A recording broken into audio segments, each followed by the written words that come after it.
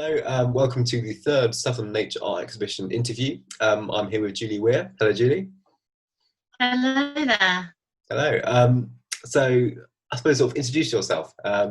What medium do you work in? All of that. My name's Julie Weir.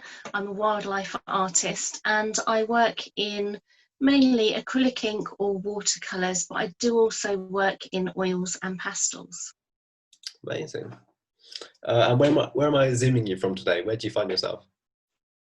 Unfortunately, because it's really horrible weather, I was going to hope to be on the front of the boat, but we are in Runnymede, which is near Windsor Castle on the River Thames. I see. So you're on the river.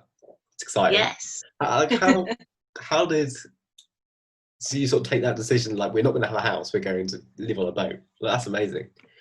Yeah, I mean, it was a decision. Both myself and my husband had really stressful jobs, and I suppose going back, our dog passed away in 2011, and I decided I'd really like a painting of him, and I picked up a paintbrush for the first time in 2011, having never painted before, and managed to paint him.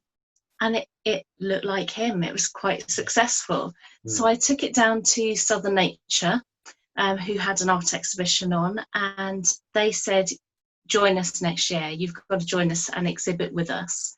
And also have a go at entering the BBC Wildlife Artist of the Year competition, which I did, and my painting won through to the finals.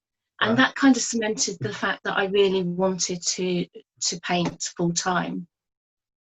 At the same time, my husband was an estate agent, extremely busy job as well. He was also writing part time. He wrote 3 novels and had them published. And he decided he wanted to do that full time. But with a mortgage, it's impossible really, to give up 2 normal jobs that earn you money to 2 creative jobs where money payments are up and down. That's reliable, yeah. Yeah, and so we decided we'd need to get rid of the mortgage. That was the only way. And we watched a programme called My Floating Home about a couple who bought a boat and decided that's what they were going to do. They were going to sell up everything and move on to the water. And we kind of looked at each other and went, that's the thing, that's what we're going to do. And yeah, I mean, it kind of fits in with both our jobs now. We go up and down the waterways of the UK, on the rivers and the canals, and we look for inspiration on what to write and what to paint. So yeah, big change. Huge risk, but it was for you. So totally get that. That's it, it works. Wonderful. I was on the Kennet and Avon a few years ago for a holiday, and that was lovely. It is gorgeous. Yeah, we're heading from on the Thames back down the Kennet and Avon at the moment, so that's where we're heading back to. Wonderful. From sort of accidental beginnings, you find yourself, very established as an artist, which is wonderful. I suppose I kind of wanted to ask you a sort of out there question of sort of the most interesting or surprising moment in your career. I did have a really strange commission once, which was a lady asked me if I could paint a friend of hers. And I said, yeah, that's fine. And normally people send in photos of, it's normally the dogs, but sent in photos of him. And she said, but he has to have a snake around his neck. So I had to paint this guy with this snake. So that's probably one of the strangest commissions I've ever had to do. Yeah, it's a talking point in your living room, isn't it? Painting like that. Yeah. And obviously, you find yourself doing art for a living, and it's where you're called to, I suppose. What do you say makes that world so special? Why is it so important, so impactful for you? I think with art, not only do you get,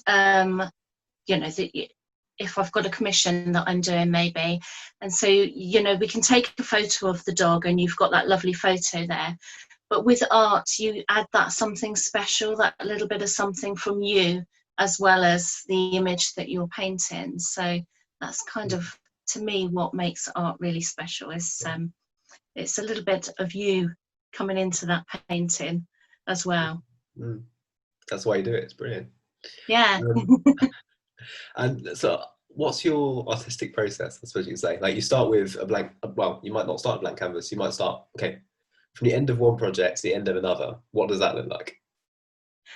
What I tend to do is, first of all, it's normally inspiration from what's outside. So I'd spend a lot of time looking and observing. And then I also use a sketchbook. So I've got one of my sketchbooks here. So this picture here, that's just a sketch of where we were at Tring Reservoir, and it was just watching the swallows and the swifts and the house martins. And from there I thought, actually, that one would work really well as a bigger composition. And so from that I went and made a larger painting, and so that's the painting that I've got, Here Comes Spring, which has got meadows and everything, and it's sort of inspired from what we see around us and also the birds. So You sent me a picture of that, haven't you? Shall we have a look at it? I have, yeah. Yeah, so we'll find it. Just give me a moment. That's a watercolour painting, and basically we were in Tring Reservoir at the time. Yeah. And so I did the landscape and also the birds as well. Right, I found it, so I can screen share it now, hopefully. There we go, there it is. Can you see it? Brilliant. It is very striking, definitely. And you can see where you went from your sort of starting place with that sketch to what is a very nice painting. I like how it spills out of the frame as well. It's quite nice. That's it, yeah. It's brilliant. Also meant to ask, like, obviously you say you take inspiration from what's outside, and obviously because you're on the water, that's always changing, which is quite exciting, isn't it? Yeah. And like, what are your favorite places that you end up going to that just really time and time again they give you something new to think about and to work with? I mean, Tring Reservoir was absolutely gorgeous because it is an outstanding nature reserve, so that was a brilliant place to be. But also Wiltshire, you've got Woodborough Hill and Pickled Hill, which are lovely little places, and they're places that I do go back to and paint a number of times with different wildlife in. Brilliant. And I suppose, how do you describe your style? Like, what makes your work yours? That's always a tricky one. A lot of people don't think they've got any style. And mine kind of changes, really. Sometimes with my watercolour, it's a bit of a looser feel. With my acrylic ink, it's more realistic. And with oil paintings, when I'm doing seascapes and things like that, it's more abstract. So I kind of flip between them depending on the subject, really, and what inspires me at the time. Yeah, that's good. And as well as creating art, you like to teach people how to do it. You're saying people don't think they have a style, but you like to sort of show them that they do, in a way. Yeah. And I suppose, how are the two processes of creating something and then teaching somebody to create things? Like, what's the differences and similarities you find there? The difference really is that when I'm painting myself, I don't really have to think about it, and I just go through the process and put the paint on and do it in any way that I want to. With teaching, you have to really work out the different processes. You know, we're going to add blue here and we're going to add this here, and you have to think about it in a different way. But it's something I really love doing, and a lot of my students will say they haven't got a style. But when I give them maybe a kingfisher to paint and they're all painting exactly the same kingfisher and I'm showing them how to paint it, every single one of them will be different. And then when you put them all together, you realise that actually everybody's got their own style. They just don't realise. But if they didn't have their own style, they'd all be exactly the same as mine. Because they would, yeah. So, yeah, it's quite interesting and something I love teaching. And like, I suppose pushing further into why you love doing it. Like, what do you love about it? What do you love about doing it? Is there anything further that you can say? I think it's so relaxing. It's great for your mental health. So you can just lose hours and hours into painting, which is, you know, incredible. And now I have an online watercolour school as well, so people that aren't able to come to my in-person groups can also sit at home and spend that bit of time just absorbed in their own artwork. Which is obviously useful in lockdown, to have that facility as well. And yeah, I suppose like to be topical, like what's it like to be an artist in lockdown? Or what's changed? Maybe there's some new opportunities that's come for you. I don't know. Yeah, there's obviously been some challenges. Not going to the in-person workshops that I normally run in Chichester, and not going and attending different shows and things has been quite a challenge. But there's been some really good things in actually concentrating on, you know, what am I going to produce next? What am I going to do differently? How am I going to work? And so the online watercolour school was definitely something that really expanded during the lockdown, because obviously I can't teach in person, so online is a lot easier. And then also I'm going to be publishing a book myself on my lockdown experience and the way that the spring changed into summer, and all my paintings that are associated with the change in season. So that's, you know, another thing that's been actually quite positive that's come out of the lockdown. Yeah, that is exciting. Is that your first book?